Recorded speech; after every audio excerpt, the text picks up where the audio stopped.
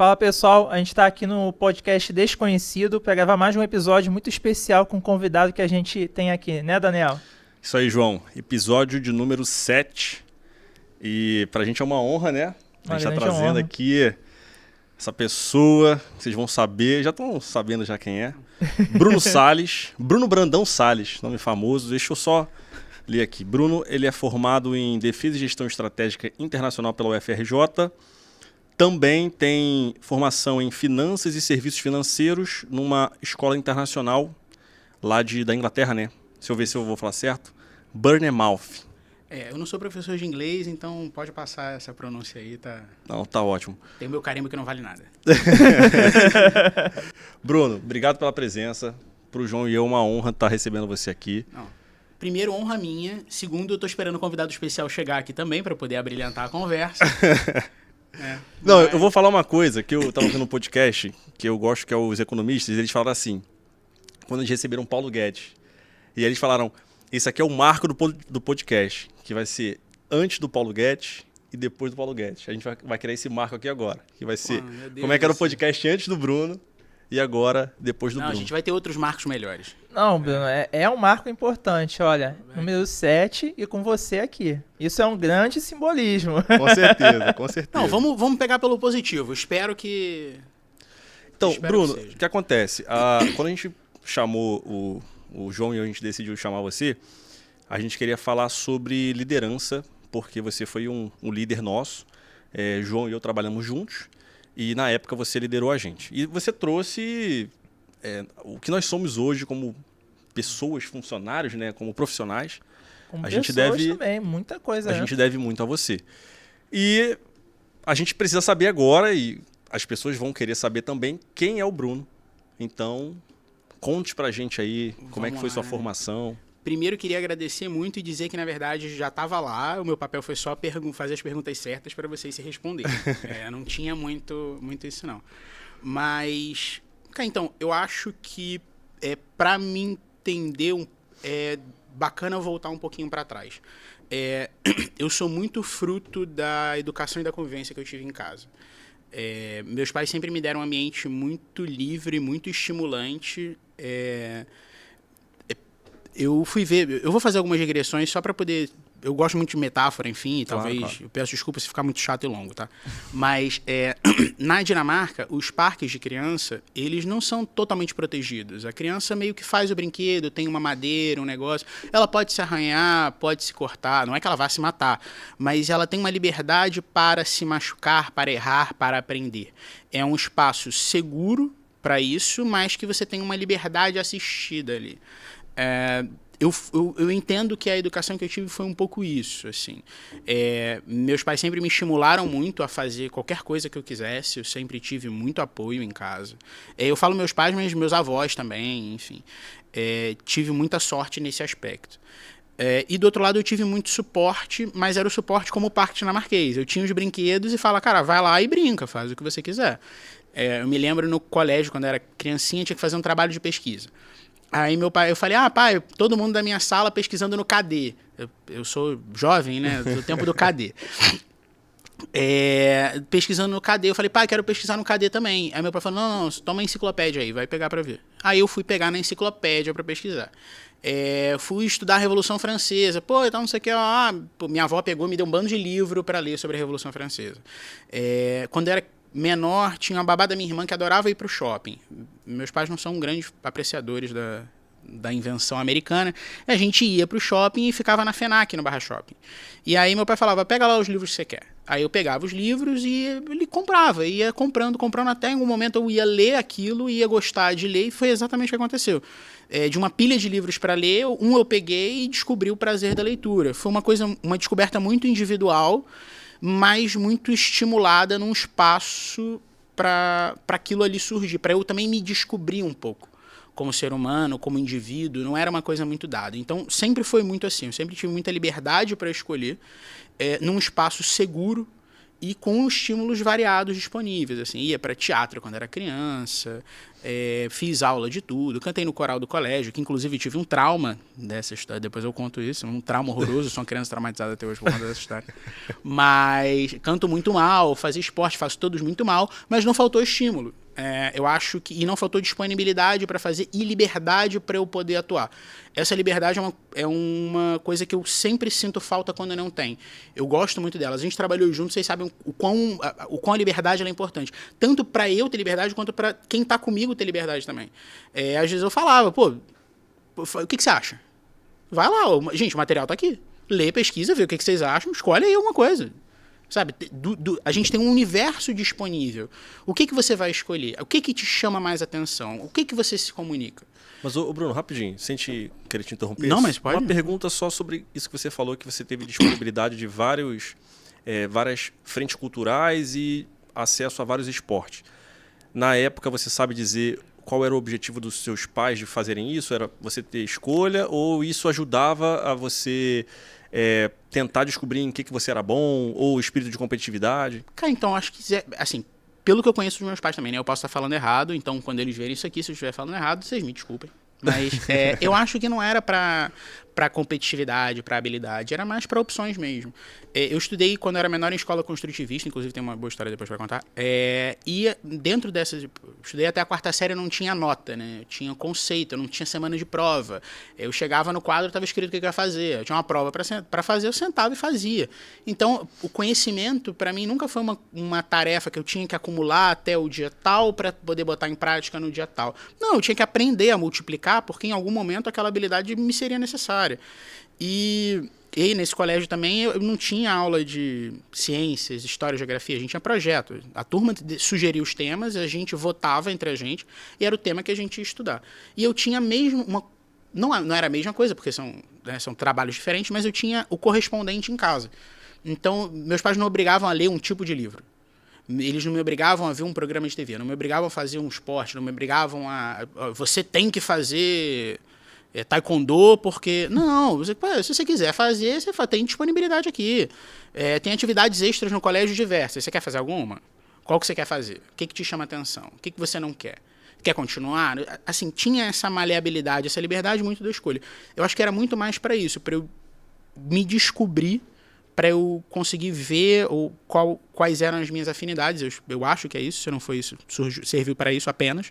Não desenvolveu habilidade nenhuma, talvez uma competição muito ruim, mas eu sou um péssimo vencedor, um pior perdedor ainda, mas eu acho que foi muito por isso, assim. E eu acho que isso criou uma base muito forte. Eu sou muito dessa base, assim, dessa liberdade com experimentação, enfim, mais ou menos por aí. E aí, para continuar, né? Depois isso aí foi seguindo ao longo da primeira infância, teve muito isso. Eu fui um pouco mimado também, mas esse é um outro ponto. Mas a parte da infância ali teve muito isso, dessa liberdade, desses recursos bem abertos e dessa liberdade vigiada, como esse parquinho dinamarquês. E depois eu fui crescendo, eu continuei tendo muito isso, né? Muita liberdade. Eu sempre fui muito tratado como adulto. Não adulto de ter pressão, de problema, de trabalho, mas não tratado como uma criancinha do Tati Bitati. Sempre falava comigo normal. Assim, Bruninho, vai ser que alguma coisa. Não, Bruno, é isso, isso e isso. Olha, você vai. É assim, assim, assim. Vai ser feito isso por conta disso. Não tinha muito essa. Sabe, a criancinha. Eu acho isso interessante que você falou, porque eu acho que a criança acaba correspondendo muito a isso. Se você trata com essa vozinha aí e cheio de coisinhas para falar, a criança acaba se acostumando a responder daquele jeito. E aí, geralmente, quando você vê uma criança que ela tem uma forma de responder muito melhor, uma postura diferente, é porque os pais tratam ela assim. Fazem perguntas direito e respondem direito, né? E explicam as coisas, Sim. Porque nem tudo é o que quer, nem sempre dá para fazer. Nem sempre.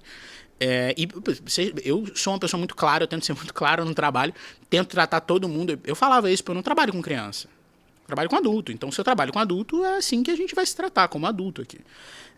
Eu tive muito isso. ao longo dessa... E muita liberdade, assim. Aí chegou na parte do vestibular. Eu tô voltando aqui, talvez valha a pena fazer uma digressão outra depois, vou fazer retroativa. Claro, tá? fica à vontade. Chegou na parte do vestibular, eu tive total liberdade para escolher o que eu ia fazer.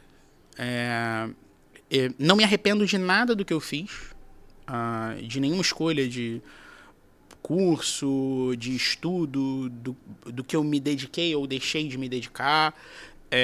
Eu acho que todos os erros e acertos que eu cometi, eles foram erros e acertos que me trouxeram até aqui. Então, eu tenho isso, sempre tive muito isso marcado, assim. O erro, ele é sinônimo de aprendizado. Ele não é sinônimo necessariamente de fracasso. Por mais que o fracasso seja muito dolorido, eu sinto a dor do fracasso enormemente.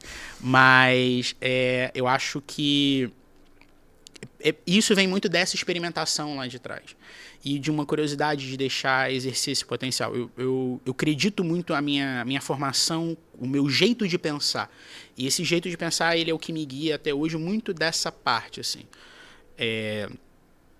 Enfim, eu acho que é um pouco isso. É o tratamento muito próximo. Eu me lembro...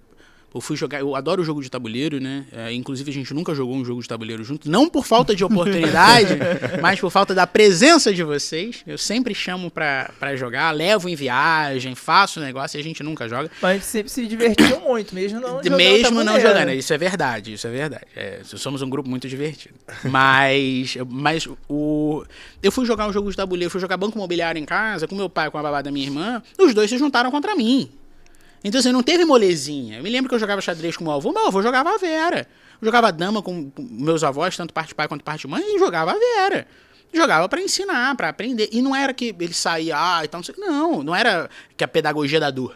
Era normal, meu filho, perder. Você é uma criança, eu sou um adulto. Pô, pelo amor de Deus. Então, eu tive essa... E não é que teve uma educação, uma coisa muito dura também, que como eu falei, eu fui mimado também, então... Para citar 2 exemplos aqui, uma vez no aniversário de criança, meu pai achou que eu tinha ganho um pouco presente, comprou 2 sacolas de brinquedo na loja americana para mim, porque ele achou que eu tinha ganho um pouco presente na escola. Todo sábado meu pai chegava e me dava um brinquedo. A vida do rico é diferente, né? Não é isso. Não, teve uma que é muito boa. A gente foi levar minha avó no aeroporto. Minha avó morava em Brasília, mãe do meu pai, e a gente foi levar minha avó no aeroporto. E aí eu vi um carrinho. Essa história eu não lembro, né? Porque eu era muito criança, mas me contaram várias vezes, então eu acredito que seja verdade. Eu vi um carrinho no aeroporto. Coisa de aeroporto é muito cara, né? Até hoje é muito caro, na época era muito caro. Carrinho de controle remoto no aeroporto. Meu pai tentou me educar, né? Ele falou, meu filho, com o valor desse carro eu compro 3 pra você. Eu compro 3 carrinhos pra você, mas não faz sentido eu comprar o carrinho. Eu fiz o piti, eu chorei. Bem, eu saí do aeroporto com o carrinho na mão. Então, assim, também tem... Não era uma vida dura de só educação, só, meu Deus do céu, aquela coisa... Bruno, você tá falando aqui, eu tô lembrando, acho que você deve lembrar, acho que uma vez eu mencionei com você um livro sobre palavra em português, talvez eu pronuncie errado, polímata, né? Que é a pessoa que começa a se desenvolver em várias áreas do saber. Teve alguns casos desses, né? Que é um dos pais dos Estados Unidos, né? Federal Fathers, que construíram um Estado americano, escapou o nome dele, mas a gente conversou sobre ele. E tudo que você está mencionando na sua vida, na sua trajetória, meio que foi construindo habilidades, né? E eu estou percebendo essas características. Um pouco que o adulto que vai se desenvolvendo muito, guarda aquela característica da criança, de se permitir crescer, se permitir errar, se permitir explorar o seu mundo interior e desenvolver aquilo. Eu acho que explorar e experimentar é uma coisa que eu levo muito ainda. Assim. A parte do erro eu tenho trabalhado, aceitar mais o erro e ser menos competitivo comigo mesmo. Mas o explorar, o experimentar, o tentar e o voar, mesmo que eu vá cair amanhã, mas eu vou ter que voar amanhã de novo. Em algum momento vai dar certo. Uma coisa que eu falava quando a gente começou a trabalhar junto, acho que eu não cheguei a falar para vocês, mas falava para os meus pares, excelentes pares, inclusive, uma loteria, aquela empresa, com quadros maravilhosos, que a gente deveria tentar o máximo que desse para aquilo ali dar certo. E a gente deveria ter uma postura de stop curto. A gente tenta alguma coisa, não deu certo, a gente corta e vai tentar outra coisa. E a gente deveria ser assim, a empresa deveria ser assim também, mas aí como eu não sou acionista da empresa, eu não posso, né, colocar uma arma na cabeça do diretor e falar, vai fazer assim. Não vou, não sou membro do conselho, não posso fazer essas coisas. Então, mas eu acredito muito nisso, na experimentação, na abertura para fazer. A gente trabalhou junto, a gente pegou crise atrás de crise, problema atrás de problema, e quando tinha um problema muito grave, a gente fazia reunião e eu falava, gente, eu preciso de ideia. Assim, me dá ideia, eu preciso de... Gente, eu não penso sozinho, eu posso até ser muito bom, mas vocês, em coletivo, são muito melhores do que eu. Inclusive um relato, né? A gente, quando parava pra pensar com o Bruno, a gente ia tendo várias ideias. Mas é o coletivo, eu acho que ali a gente teve uma sinergia de propósito. Eu acho que eram todos muito diferentes, muito diferentes, mas a gente tinha o mesmo propósito. E aí eu acho que é uma coisa que é muito rara, a gente tinha a mesma ética. Ética, ponto, né? O trato com o outro seja a empresa, o outro seja o cliente, o outro seja o coleguinha, o outro seja o líder. A gente tinha um trato com o outro muito semelhante, um respeito muito grande ao outro. Eu acho isso muito bacana. Eu acho que isso uniu muito a gente. Uniu tanto que a gente está até hoje junto, a gente parou de trabalhar junto já tem muito tempo.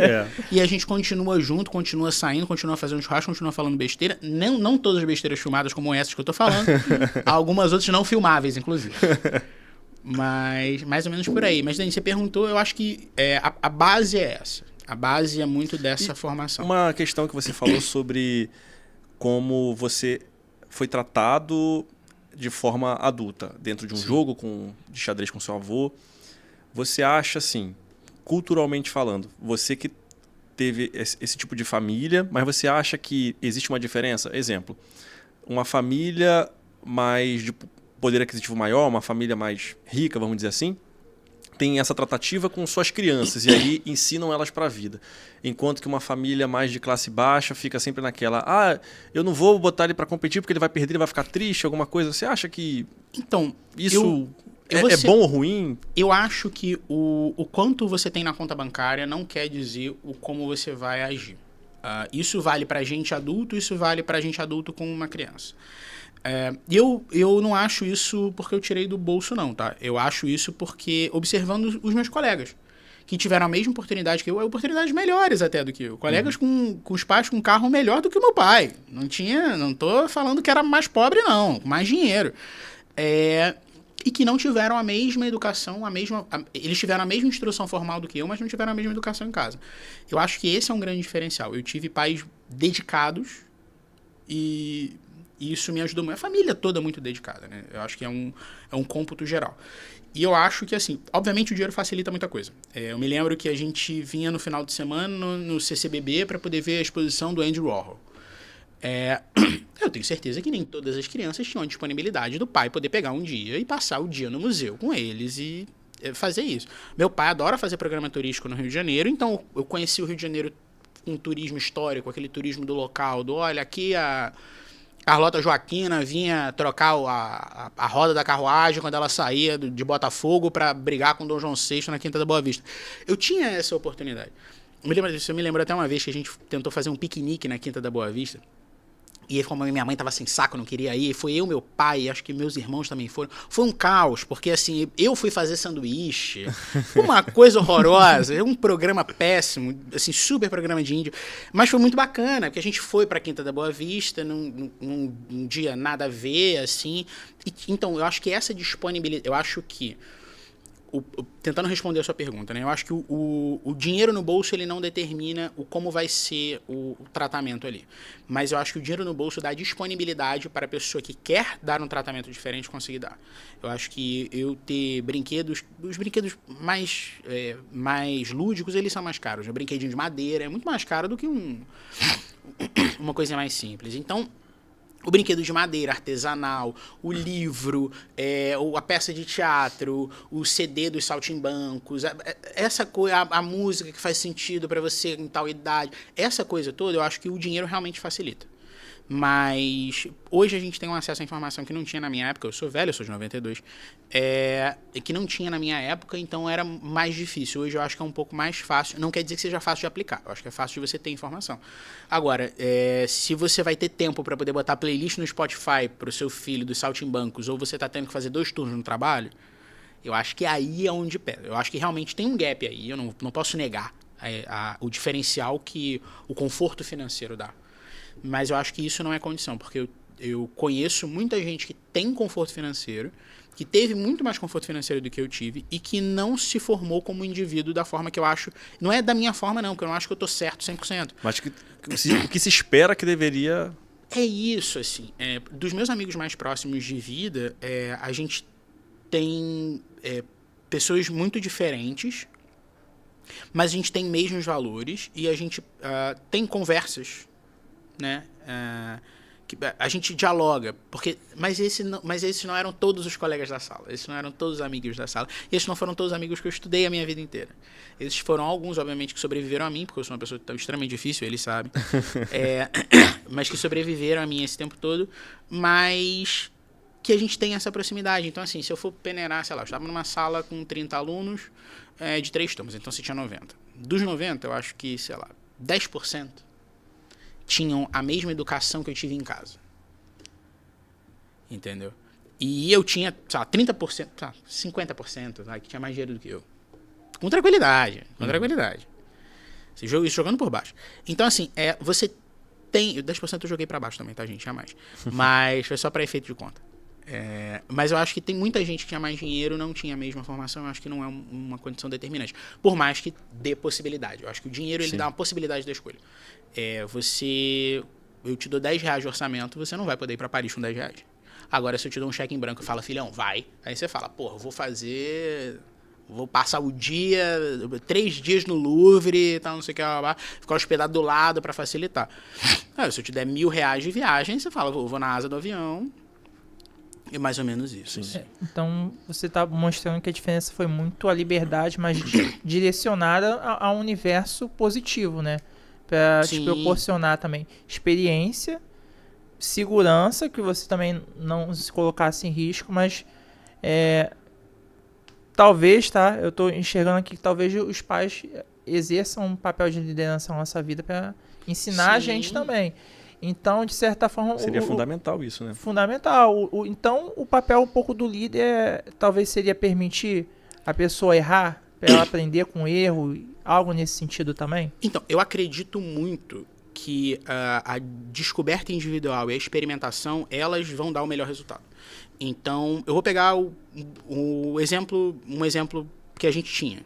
A gente tinha, sei lá, 120 ações em cobertura. Falava, gente, tem 120 aqui pra você escolher. 120 que a gente cobre. Escolhe uma. Estuda. Vê o que vocês gostam. Pô, conversei com vocês, perguntei, o que vocês querem fazer? Pra eu poder entender como é que eu ia direcionar. Porque não adianta você falar, pô, eu quero jogar bolinha no sinal, ou falar, pô, irmão, você vai pintar Picasso. Não vai fazer. Não vai fazer sentido pra você. Eu preciso te ensinar a fazer malabares. Muito bem. Não que eu saiba, eu não tenho habilidade nenhuma para nenhum dos dois, tá? Por isso que eu coloquei esse exemplo, que a mão é péssima. Mas, então assim, eu acho que essa liberdade para descoberta, para experimentação é fundamental. E é aquela liberdade que a gente tem um controle. Vocês lembram, eu não tenho nenhum problema em dar expor em vocês. Não tenho nenhum problema não tinha mesmo, em falar, não tinha nenhum. Não tem até hoje. Até hoje eu ameaço de demissão mesmo sem poder demitir ninguém.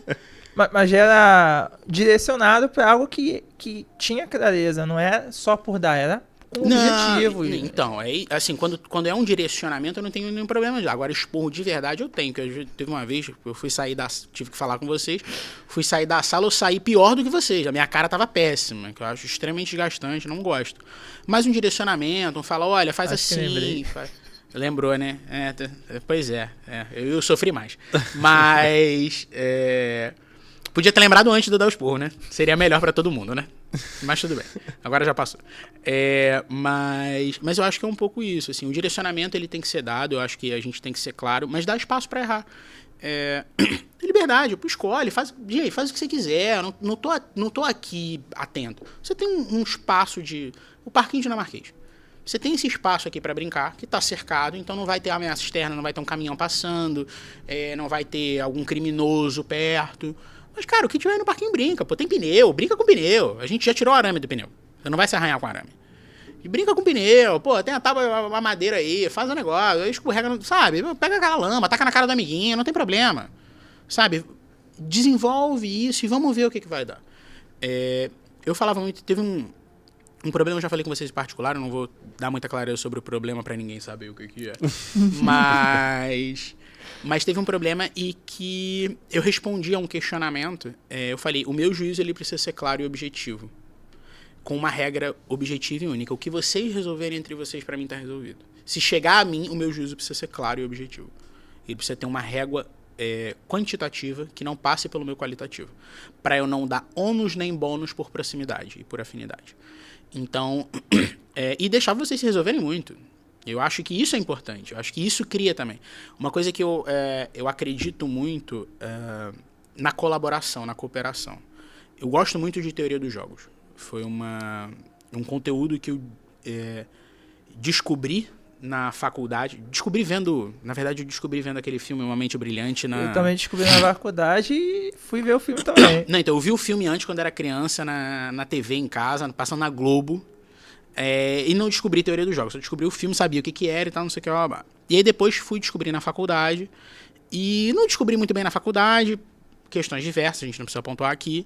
Mas depois eu fui falar, cara, eu gostei desse negócio. Comprei um livro pra ler, li o livro.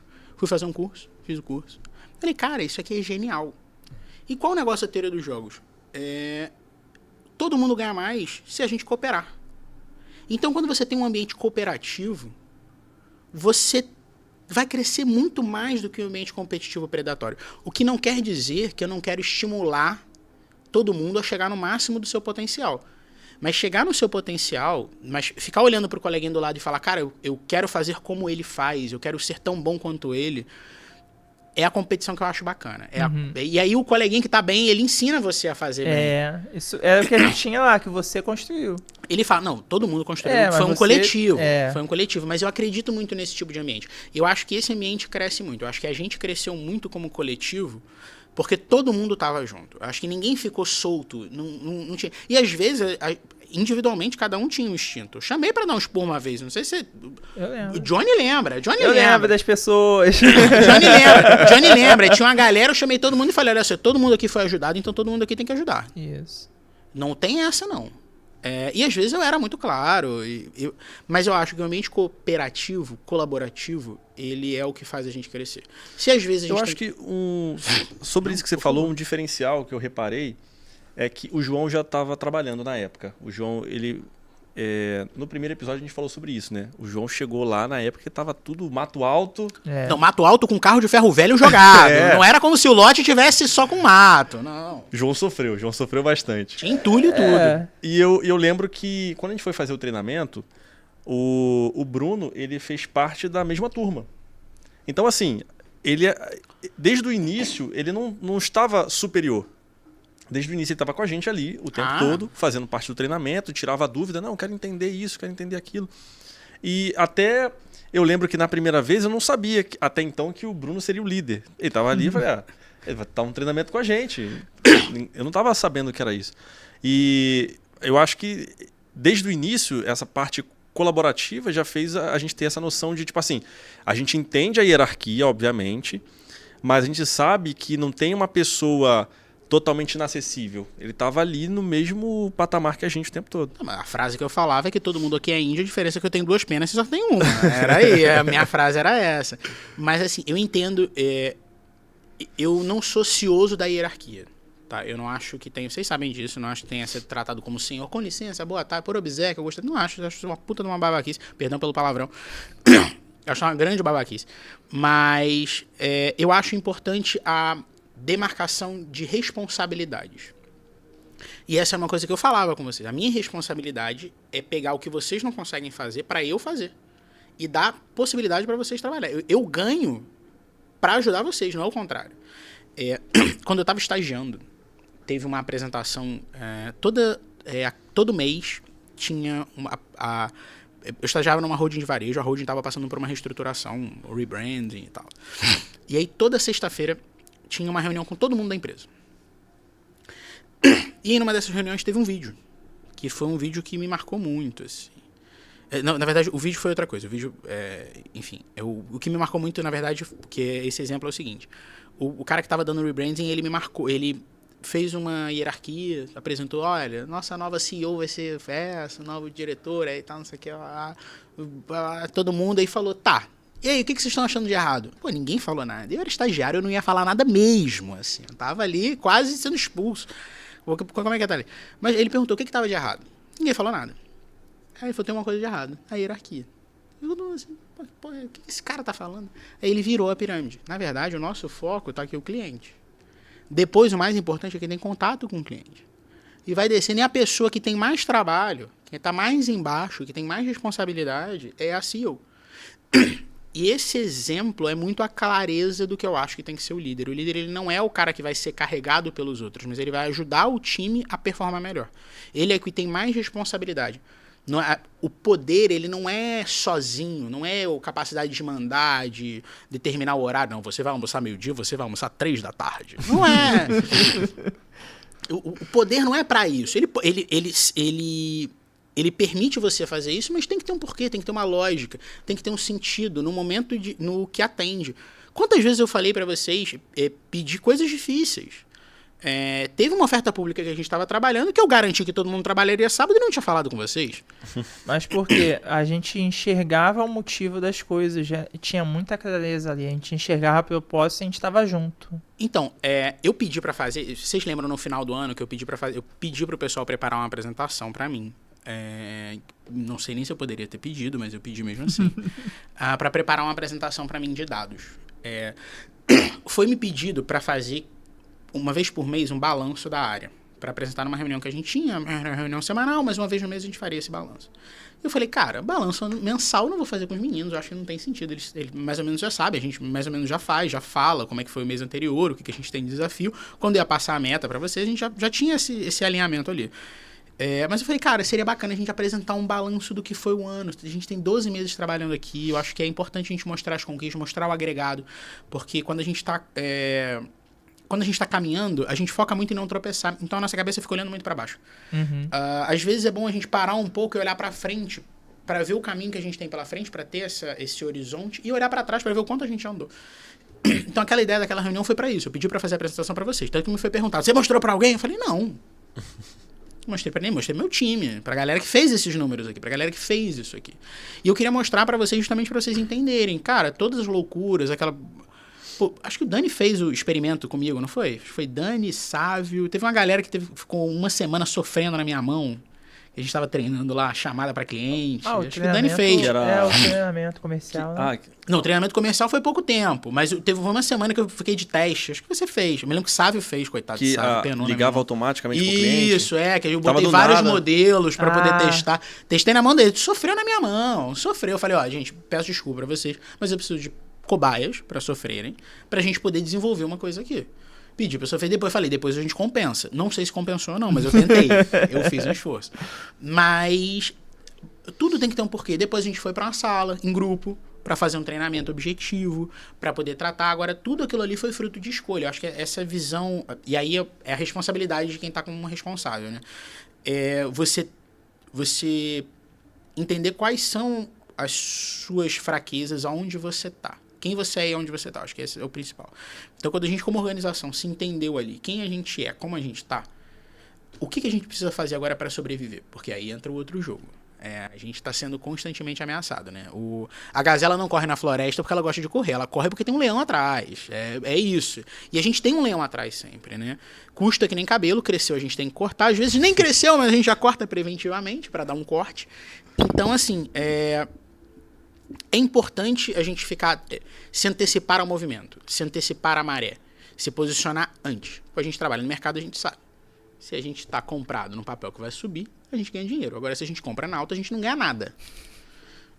Então, é isso. A gente tem que estar posicionado antes do movimento. Seja comprado ou seja vendido, mas com uma ação feita. Então, acho que aí o papel da liderança é esse. Se tem gente tocando o dia a dia muito bem, como vocês faziam, o líder ele tem que ter essa visão, ele tem que parar, pegar, sentar, fazer o estratégico e o tático, né? Que é a operação do dia a dia. Chegar no dia 15, olhar para o número, ver o projetado e falar, a gente não vai bater a meta do mês. Gente, reunião, preciso de ideia. O que a gente faz? Assim, eu não tenho mais o que fazer. Eu não tenho ideia mais. O que a gente faz? A gente vai chegar no final do mês e não vai bater meta. E aí, não é que não vai bater meta, não vai ser ruim para a empresa. Não, ruim para a empresa não. O problema vai ser ruim para a gente. Assim, objetivamente vai ser ruim. Como é que a gente vai fazer?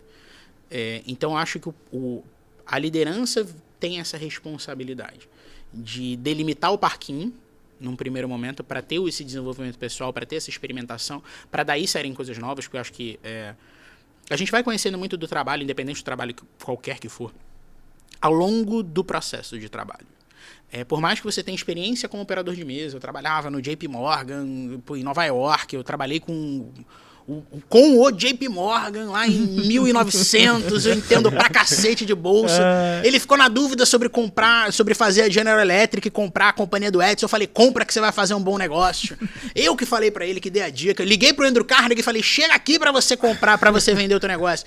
Esse cara que tem essa experiência, se ele for fazer alguma outra coisa, no mesmo cargo, ele vai ter que aprender ao longo do processo.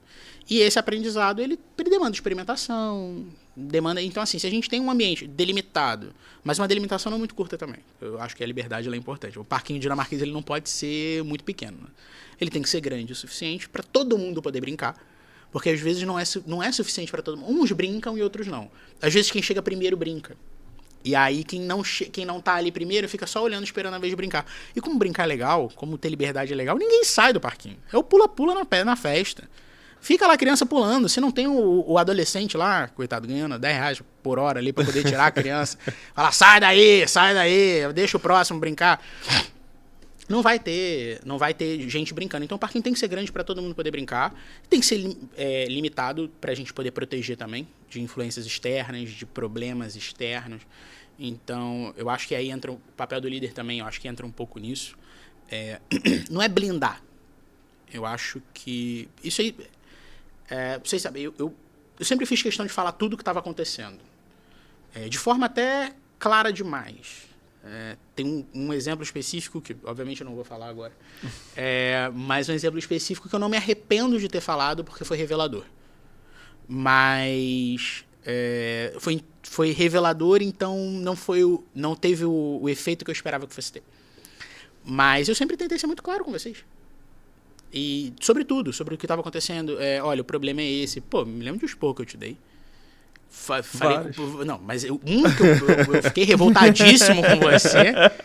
Que eu te dei um esporro grande. Não que o Daniel mereça esporro, pelo contrário, excelente profissional. Mas a minha régua não era o que eu poderia fazer.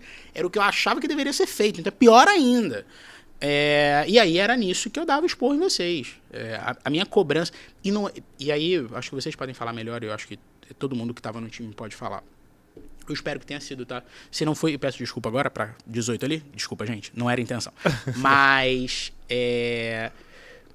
quando eu dava o esporro, nunca era... Quando eu dava uma orientação mais firme, Vou ficar com esse feedback mais... Não, pode ser. A galera vai entender. Já entende, né? Eu dava o esporro mesmo, aquele feedback estruturado. Fala, que merda é essa que você tá falando? Você acha que você tá na feira? Coisas do gênero, entendeu? Pra não dizer quando eu perguntava se a pessoa tava chupando o pau do cigano ou não. Então, assim... Mas toda vez que eu falava isso, não era no intuito de brigar. Era com um porquê. O chupar o pau do cigano, eu falava, cara, eu falei pra você fazer um negócio que eu sei que vai dar certo. Você tá me dizendo que não vai dar certo? Eu tô perguntando. Você tá dizendo que não vai dar certo por quê? Como é que você já sabe? Mas olha só, quando eu vi a primeira vez isso, eu fiquei assim, tonteado. Falei, quê? Não tô entendendo. E aí fica de feedback. Às vezes a pessoa não tem... Não, você eu não percebi na sua cara, Johnny, mas eu percebi na cara de Paty. Paty, eu peço desculpa pra você. Eu vi na sua face, mas na época eu não pude pedir desculpa. Vou ter que fazer esse vídeo chegar na Paty. Mas agora eu tô fazendo. Paty, você que tá vendo esse vídeo, primeira coisa, tem uma caneca que você me deu de aniversário guardada até hoje. Segunda coisa, me desculpa quando eu perguntei pra você se você tava chupando o pau do cigano. Uma mulher maravilhosa. E recebeu qual das duas Paty? Um questionamento. Duas, né? Paty, que era do time que chegou antes de mim. Ah, sim. Muito boa mesmo. Porque segundo a Paty, eu me ajoelhei e perguntei se o esposo dela era cigano. Foi pior ainda. Mas ela me deve, inclusive, Paty, você me deve muito happy hour depois que você falou pra Anderson que eu era mole. Acabou a tua desculpa poder ficar pra beber com a gente. Eu falei, diz que o seu chefe obrigou você a ficar mais tempo. Aí ela falou, Bruno, ele já sabe que você é mole. Que você não obriga ninguém a nada. Aí eu falei, pô, aí você complica. Porque não tem como ficar um minuto. Aí é verdade, eu sou mole mesmo. Mas o esporro que eu dava e que eu dou, eu acredito que seja importante, ele é sempre no intuito de construir. E o que vocês falaram sobre ver o porquê, né? Sobre enxergar o que está acontecendo. Então, por exemplo, o Dani me falou que queria ser assessor de investimento. Johnny tava meio na dúvida. O negócio era operar a mesa. A assessoria não era o foco. Era ser operador de bolsa mesmo. Era o que você tava querendo. Você queria ser assessor. Meu expor tem que ser para te direcionar para isso. Sim. E a liberdade que eu te dava tinha que ser para isso. Eu me lembro de um colega de vocês, não vou citar o nome, mas a gente vai estar junto bebendo amanhã, você sabe quem é. Eu falei, pô, você quer? Então monta a carteira aqui. Você monta a carteira para esse cliente, vamos ver aqui. O que você montou? Aí voltava, a gente discutia para ver o que faz sentido, o que não faz. Então, assim, é aquilo, é o parquinho dinamarquês, porque você tem um cliente que ele não é... Isso eu falava com vocês. Aqui a gente pode errar. Mas isso é uma coisa que você fazia com todo mundo, né? Você dava esse espaço pra gente ir lá e ir se desenvolvendo. Eu realmente, você sentava assim, vem cá, fala, o que você quer ser? Aí a gente fala, não, mas não é possível, porque... Aí passam o histórico, né? Cada um tem um histórico, cada um vem de lugares diferentes. Às vezes a gente não se enxergava, nem enxergava que tinha potencial para alcançar tal posição. E você sempre acreditou na gente. Às vezes a gente até duvidava da gente, mas você sempre acreditou. E isso, poxa, impulsionou muito a gente. Eu falo por mim. Provavelmente contigo também, não, né? Com certeza, com certeza. Até pegando um gancho sobre isso, vamos voltar um pouquinho, claro, Dani, por favor, sobre a questão da sua formação, né? Porque sim, assim, sim. A gente conheceu o Bruno líder já. Barbado. Como você teve a faculdade aqui na UFRJ. E você teve a faculdade numa escola internacional de negócios na Inglaterra. Onde você acha que você pegou mais essa questão da liderança? Você acha que foi mais aqui ou foi realmente essa escola de negócios lá fora? Você teve um chefe que foi parecido com você, um líder que foi parecido e você replicou isso e vem trazendo isso até hoje? Então, eu acho que em nenhuma das duas formações ali ou outras que eu tenha feito, eu tive alguma coisa sobre liderança específico. Eu acho que ali eu acumulei muitas ferramentas para poder conseguir exercer a visão. Por exemplo, a ideia de você ter um planejamento estratégico claro, você ter uma divisão entre o estratégico e o tático, quais são as ações de curto prazo, a famosa matriz de Eisenhower, de priorização, o que você faz no momento de crise, como é que você se comunica em crise. Esse tipo de conhecimento eu tive muito nessas formações. E tanto aqui quanto lá na... Muito aqui na faculdade pelo tempo de duração. Lá eu tive muito conhecimento técnico, enfim, de mercado também, que me ajudou a ver outras coisas, eu acho. Enxergar outras oportunidades, mas mais no produto final do que a gente fazia, do que a gente faz, e não na fábrica de salsicha. Mas esse tipo de... Lá eu tive uma visão muito grande do produto para fora, né? Tanto que a gente descobriu qual era o melhor produto para falar com o cliente e o foco era esse. Era um produto específico. A gente tinha uma grade enorme. A bolsa tem quantas ações listadas? 400? Chegou em 400? Já, um pouquinho mais. Tem um pouquinho mais de 400. Mas tirando as porcarias deve ter 50. Tô brincando. Companhias listadas, amo vocês. Mas... a gente tem 400, sei lá, 350, 400 papéis. A gente tinha um produto pra cacete. Isso eu tô falando das listadas. A gente tinha 100, 120 que a gente cobria. Eu não sei quantas carteiras, isso, aquilo, blá, blá, blá. Cara, a gente descobre qual o melhor produto pra gente trabalhar. Com base no quem é o nosso cliente, qual é o nosso mercado, o que a gente faz. Então, isso daí eu acho que... eu tive essas ferramentas ao longo dessa formação. Agora, o que fazer específico? Por isso que eu comecei lá atrás. Eu acredito muito à minha formação como indivíduo. Tem uma anedota numa aula da faculdade. Eu tava conversando e tal, não sei o quê. Eu, na faculdade, eu me esforcei para ser uma pessoa um pouco diferente daquela que eu era no colégio. No colégio, até o ensino médio, eu era aquele aluno que responde, o professor perguntava, eu levantava a mão para responder. Assim, garoto, ingênuo. Eu não sabia que aquilo ali me acarretaria uma série de externalidades. E aí no colégio falei, cara, na faculdade falei, cara, eu vou ficar mais low profile, eu quero ser o cara mais divertido, eu não quero ter a responsabilidade de ser o cara que sabe, que vai ajudar, que sabe, eu quero ser um cara um pouco diferente. E eu era mais zoeiro. Vocês me conhecem, vocês sabem que eu gosto de brincar e tal, não sei o quê. Eu sou assim.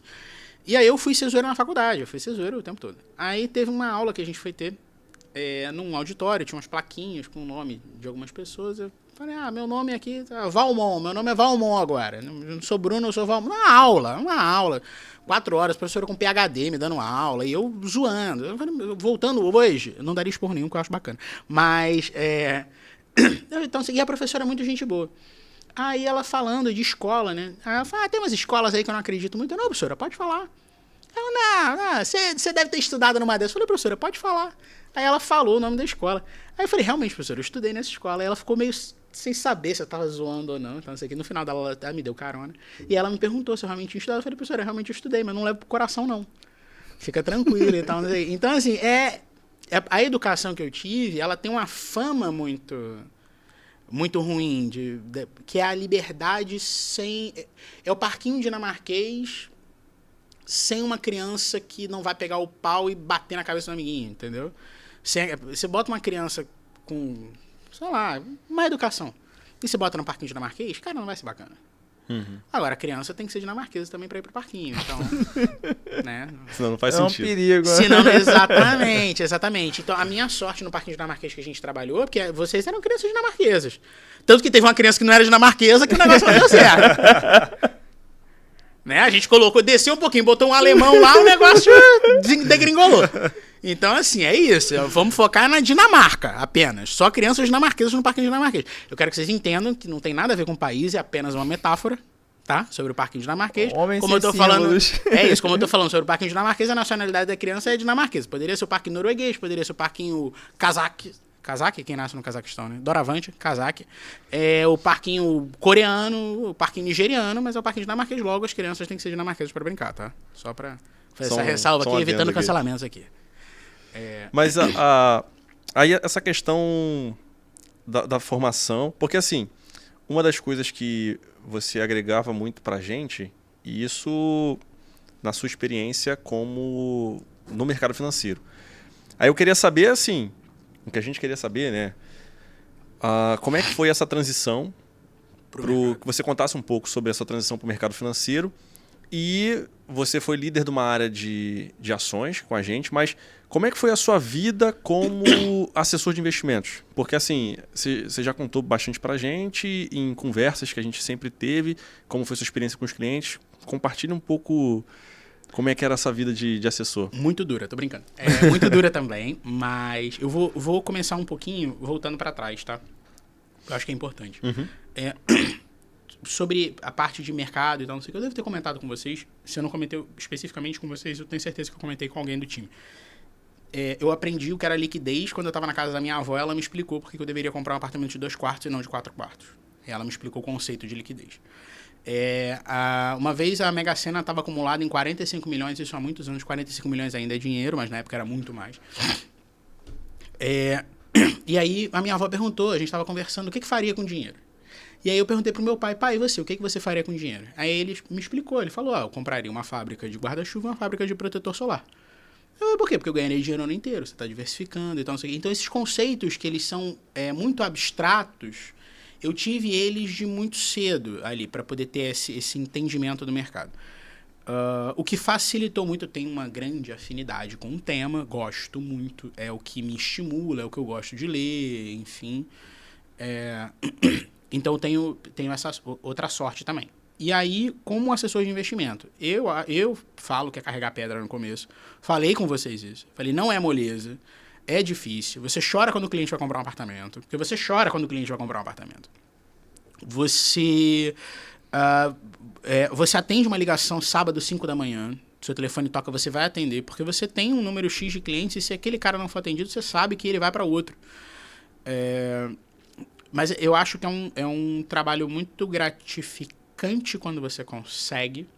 E o conseguir, ele é muito relativo, de acordo com aquilo que você quer. Então, por exemplo, Dani hoje teve uma carteira de clientes. Sim. E começou com uma carteira já dada. Sim. Então você tinha um desafio, que era melhorar a rentabilidade daquela carteira, tanto para você quanto para o cliente. Certo. Ele está mal alocado, porque... o cliente alocado sozinho, ele não tem conhecimento todo da disponibilidade do que a gente tem para oferecer. Então, ele com certeza está mal alocado, 99% de certeza. Aquele 1%, já diria o Wesley Safadão, é o cara que conhece. Então você tem que melhorar para você e para o cliente. Esse é um desafio muito grande. Você tem que se apresentar, você tem que convencer o cara de que você não é mais um que está querendo extorquir ele ali. Do outro lado, eu comecei sem carteira nenhuma. Então eu tinha que me apresentar. O cara tinha que confiar em mim para me dar informações. Depois disso, ele tinha que confiar em mim, no que eu sugeria para ele dentre as recomendações possíveis. Depois ele tinha que confiar na casa, para ele poder trazer o dinheiro. E passar essa confiança é muito difícil. Você tem que ir construindo isso dentro de você. E eu acho que não é só você, eu acredito, então eu falo. Eu acreditava e não dava. Às vezes eu não acreditava e dava. Não é eu acreditar. Às vezes você tem que mentir, pai, desculpa. Às vezes você tem que mentir mesmo. E o seu modelo era bem diferente de assessoria, né? Não, total. Mas ele foi ficando diferente depois. Porque no começo, comemorava a captação de 40 mil reais, de 30 mil reais, de 10 mil reais. Você abre qualquer conta. Você está falando com o motorista do Uber, você entrega o seu cartão de visita. Você fala, meu irmão, abre a conta comigo, bota seus 100 reais aqui, vambora fazer, pelo amor de Deus. Desesperado. Depois de um tempo, com o trabalho aquecendo, com as coisas acontecendo, você começa a aumentar um pouco o seu ticket, você começa... E é aquela máxima do arara voa com arara. Se você conhece um cara grande, ele te recomenda para outro cara grande, e assim vai. E aí você vai começando a aumentar o desafio, né? Porque na verdade, mudar o desafio. Eu acho que, falando em segmento, né? O digital ali, o segmento especial, classic, enfim, com a marca, dependendo do banco, do coisa, vai ficar ali. Mas o segmento mais de autoatendimento, né? O segmento não é baixa renda, porque baixa renda não consegue poupar nada. Mas... É o de entrada ali, o segmento de entrada. Obrigado. O segmento de entrada, ele tem desafios. Você muda o segmento, você muda os desafios. E muda as responsabilidades. Mas você tem as mesmas responsabilidades. Vocês lembram daquela cliente, quando a gente estava trabalhando, que comprou opções de Oi, 9 mil reais, que era a poupança da vida dela, comprou opções de Oi, e de repente a opção venceu, ela viu, mas eu comprei, porque estava barato, e eu queria comprar o papel, mas comprei a opção Aí, isso é muito triste. Você lembra como o pessoal ficou naquele dia? Lembro, ficou brabíssimo. Mas o que eu falei? Gente, me desculpa, não tem como. Você tem um papel, o mercado tá aberto. Se você não sabe o que fazer, você liga pra gente que a gente explica. Fruto da falta de conhecimento que existe no Brasil. Falta de conhecimento e um excesso de malandragem. Porque você vê um negócio mais barato. É aquele negócio, né? Por que tá mais barato? Não existe liquidação de Petrobras, né? Não existe promoção. Petrobras não é um sapato, Oi não é um sapato que você pode comprar 300 naquele ano que a gente trabalhou junto, na semana Black Friday, a bolsa ficou em desconto. Ficou em desconto, né? Era o momento de comprar, o patrão ficou maluco. Mas o trabalho da assessoria foi muito difícil, foi muito carregar pedra. E eu tinha um desafio muito maior, que era, para as pessoas que eu me apresentava, do meu ciclo de... Não o meu pessoal, mas assim, o ciclo familiar, né? Tirar um pouco da cara de criança. Pessoas que te viram crescer. É muito ruim. E aí não vão, não é um profissional do é mercado. o Bruninho, nem jogar bola, que eu sou péssimo de futebol, mas, vai lá, pega o teu carrinho aí, cadê o carrinho do Bruninho? Pô, não brinco de carrinho há 10 anos, vamos falar do teu dinheiro, sabe? Como é que você consegue trazer isso pro profissional, né? Então, é muito difícil, assim, eu uso barba porque é cômodo, eu uso barba porque... me dá mais credibilidade, dá mais seriedade. Eu falava muito com vocês isso, sobre a roupa, por exemplo. Uhum. É muito Tem pessoas que não precisam. O que eu gosto muito é do pessoal que fala, mas o Zuckerberg largou a faculdade. Ele largou Harvard, ele era rico. Você largar a coelhinho tarado daqui do lado não vai fazer diferença na tua vida.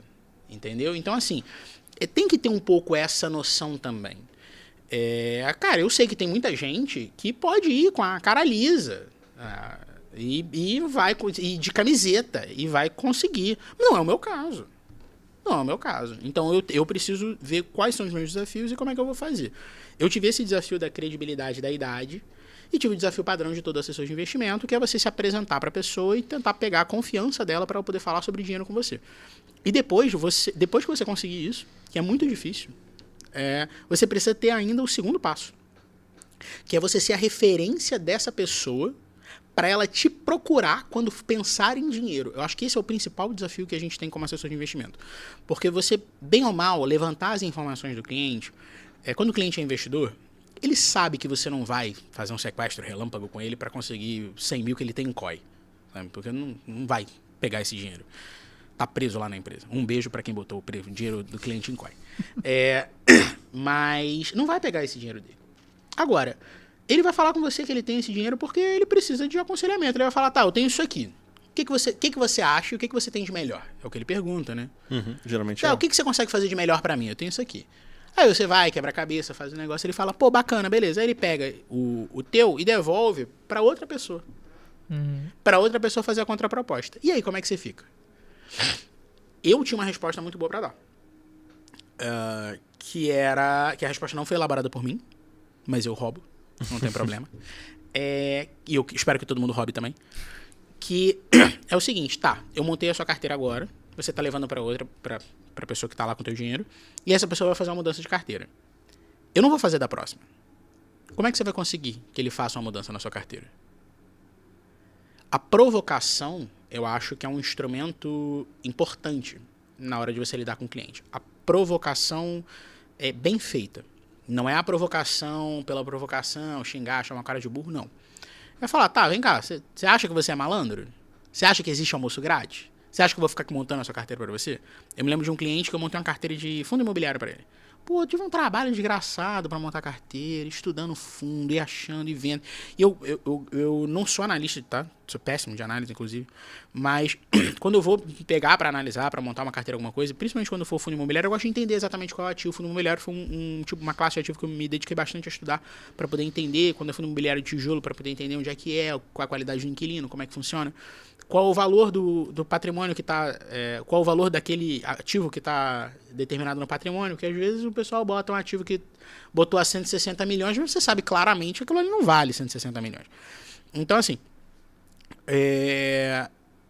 eu me dediquei muito a estudar isso, a entender, e eu fui montar uma carteira bacana pro cara, legal, assim, uma coisa diferente, fora do...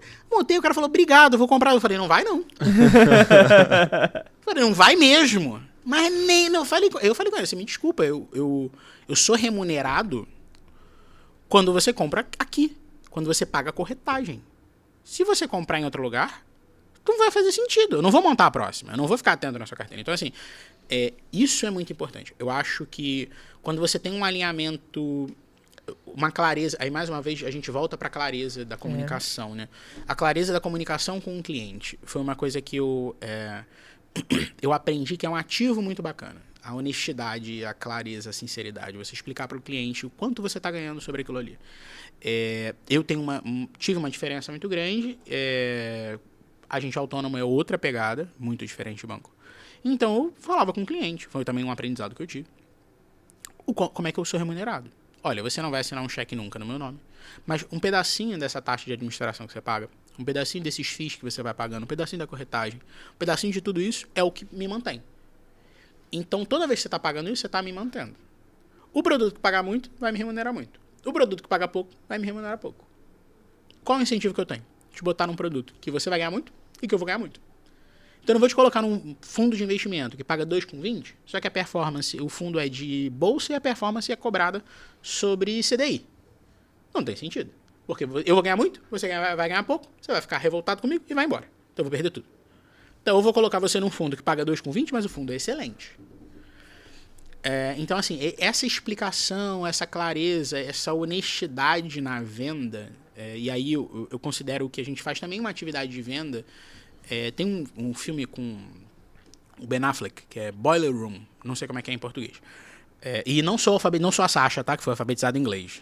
Longe disso, pelo contrário. Mas é que realmente esse filme eu só vi em inglês. Aí eu só lembro dele em inglês.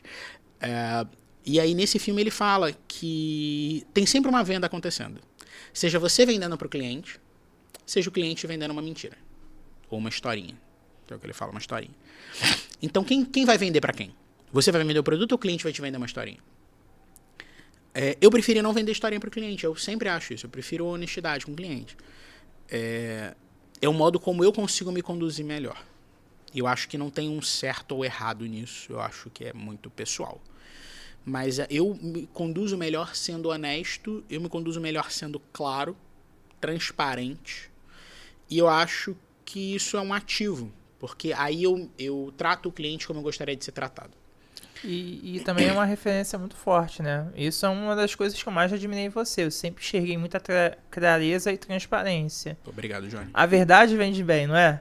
Porque a chance de você se contradizer é zero. Então, você não tem... Eu tenho uma excelente memória, eu reconheço isso. Mas você não fica contando com a memória ou com o CRM pra você dizer, pô, falei pro cliente que ele poderia resgatar isso aqui em 3 meses. Eu tenho 3 meses de empresa, que depois do 4º mês ele vai tentar resgatar e não vai conseguir, porque isso aqui é pra 3 anos, sabe? Ser claro em tudo. Então, isso é muito importante. Eu ganhei muito sendo claro. Eu consegui conquistar credibilidade sendo claro. E eu consegui conquistar credibilidade também tentando fazer um pouco o diferente. Fazer o além. E é uma coisa que eu acho que a gente, quando trabalhou junto, a gente fazia. Muito além daquilo que era esperado da gente. A gente tinha um determinado job description e a gente pensou como coletivo. A gente tem um desafio que está aqui e o nosso job description está aqui. Não vai dar. Vamos trabalhar pelo desafio, não pelo que mandam a gente fazer, não pelo que é esperado a gente fazer. Então, quando você saía às 5 horas, você ficava até às 6 ouvindo um call de estratégia,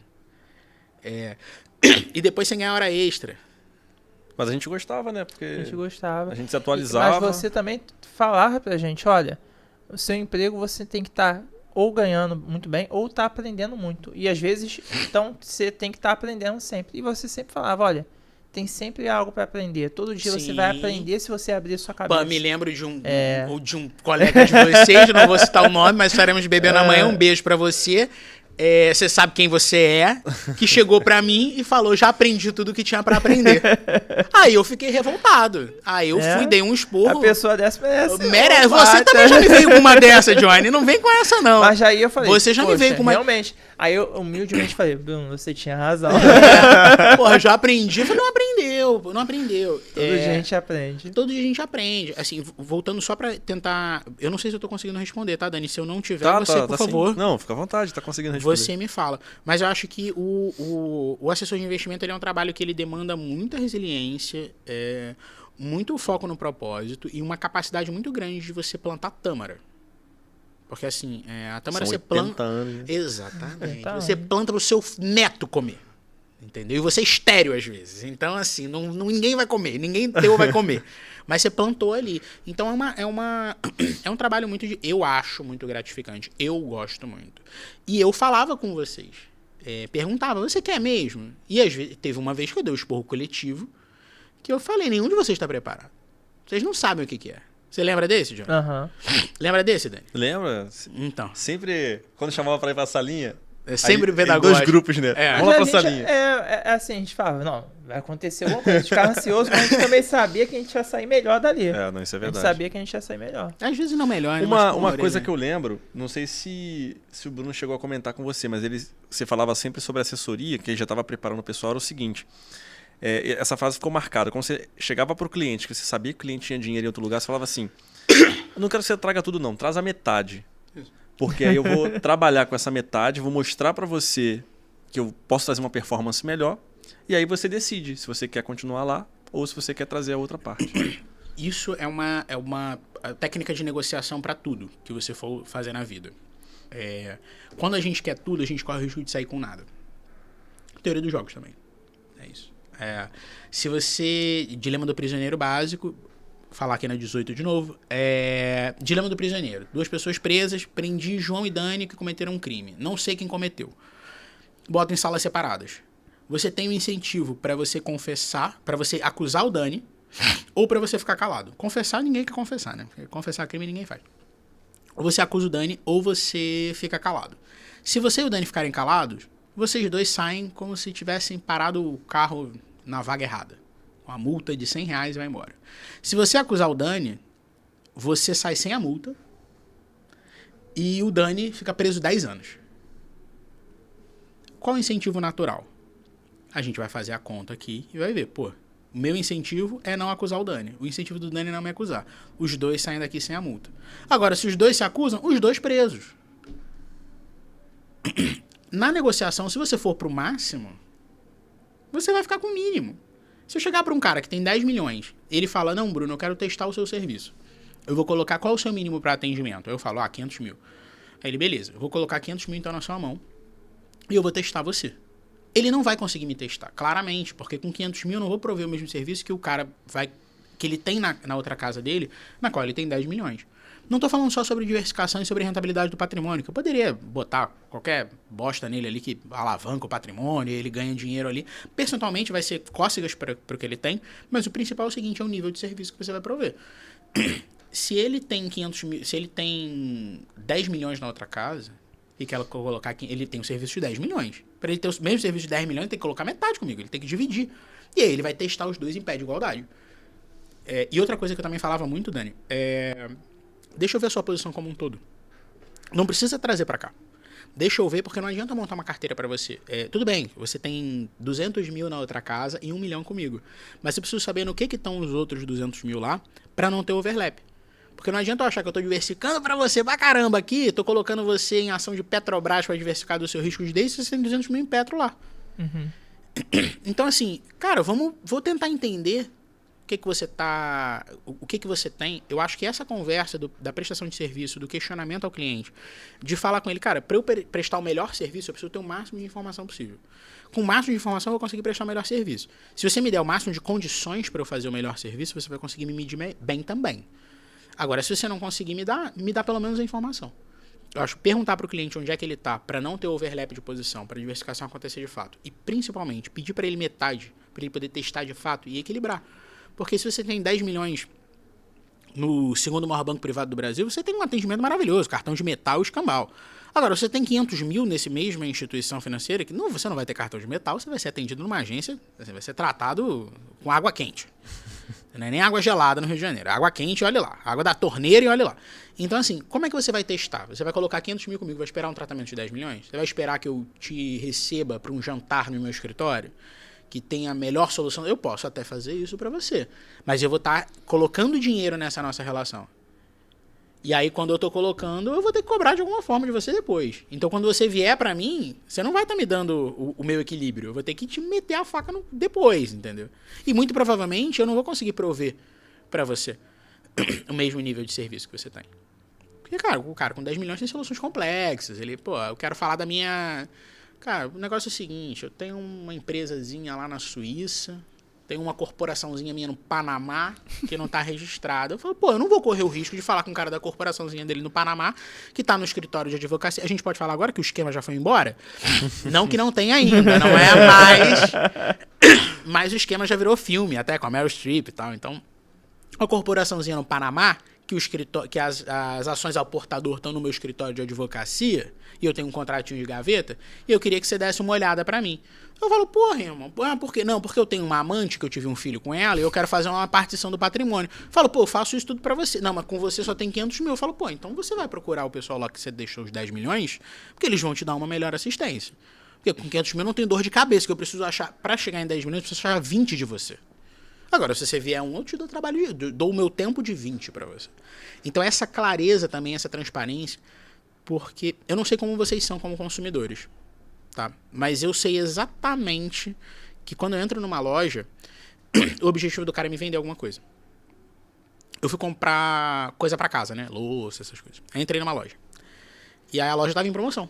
Adoro promoção, não posso ver... Os amigos meus falam mecânico, meu nome não é Salles, é Sales. Eu adoro ver promoção e tal. E aí, é uma anedota, né? Eu tava andando...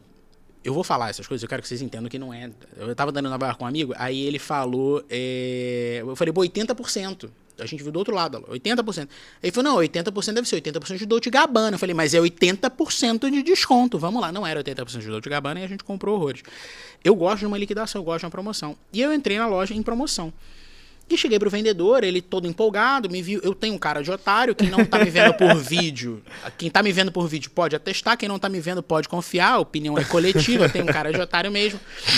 E aí eu cheguei na loja e perguntei. Cheguei na loja, na verdade, e falei com ele. Eu falei, olha só, eu vou comprar. Eu preciso montar uma casa. Eu vou comprar. Eu quero que você me mostre as melhores promoções, o que vale a pena. Eu quero qualidade e preço. Não adianta você querer me enrolar. Eu não quero ser enrolado. Agora, eu vou gastar dinheiro. Então, assim, essa honestidade, essa clareza eu gosto de ter. E eu gosto como cliente que tenha isso comigo, porque eu sei que ele tá ganhando comissão. Eu sei que, sei lá, eu deixei 3 mil, 5 mil reais, não lembro exatamente quanto era na época. Mas ele comprei um juicer 7 em 1 para fazer suco de manhã. Eu não faço suco, não tomo nada de manhã, mas enfim. Comprei. Porque ele me mostrou um bom preço.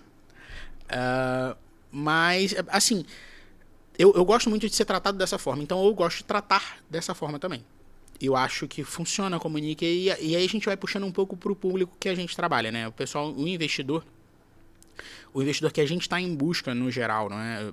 Obviamente, a gente tem diversos segmentos, enfim, mas falando sobre um público alta renda, para você ter um tratamento individualizado, não ser por um time, não ser um atendimento mais on demand, ser um atendimento mais ativo. Perdão. Esse público, ele sabe que a gente ganha dinheiro sobre ele. E então, quanto mais claro a gente for, menos enrolão a gente for, mais diferencial a gente vai ter. Porque a gente vai chegar para ele e vai falar, cara... Olha, você sabe que você paga todo mundo, né? Sabe? É isso. Então, você vai me pagar dessa mesma forma. Vai pagar assim, assim, assim. Só que comigo você sabe. É uma coisa que a gente falava muito, né? Quando cobrava corretagem, eu não lembro se vocês pegaram esse discurso. Uhum.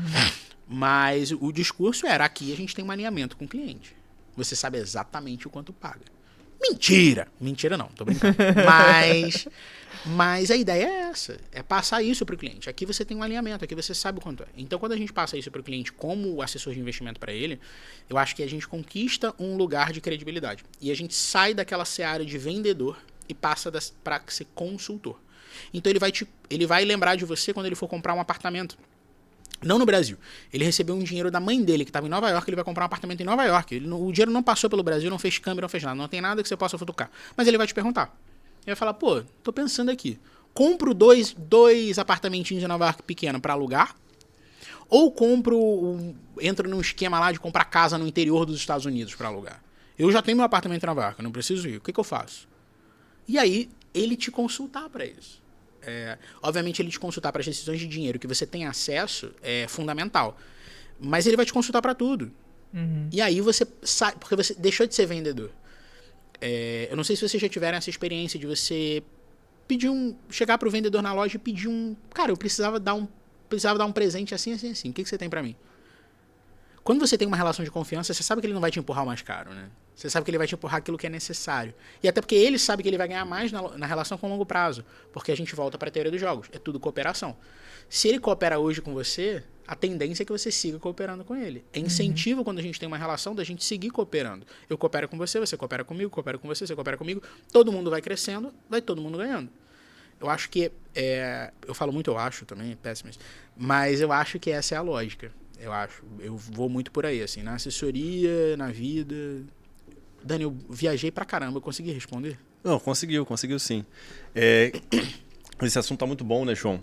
Só que a gente já sabia disso, então a gente dividimos o episódio em 2 partes. Essa daqui é a primeira e a gente vai fazer uma segunda. Então, a gente vai finalizar essa aqui primeira. Obrigado mais uma vez por ter vindo aqui. A gente sempre divulga a rede social, só que pra te achar é difícil pra caramba, né? Só a gente mesmo aqui consegue encontrar. Caixa postal 2633, tô brincando. Mandar um pombo correio lá e pombo entregar alguma correio. coisa. Se você for no Pombal 3 e pegar um pombo lá, esse pombo me acha. Então, a gente vai encerrar essa primeira parte aqui, tá? Obrigado mais uma vez. Pra quem quiser assistir, a gente tá lá no YouTube, episódio número 7.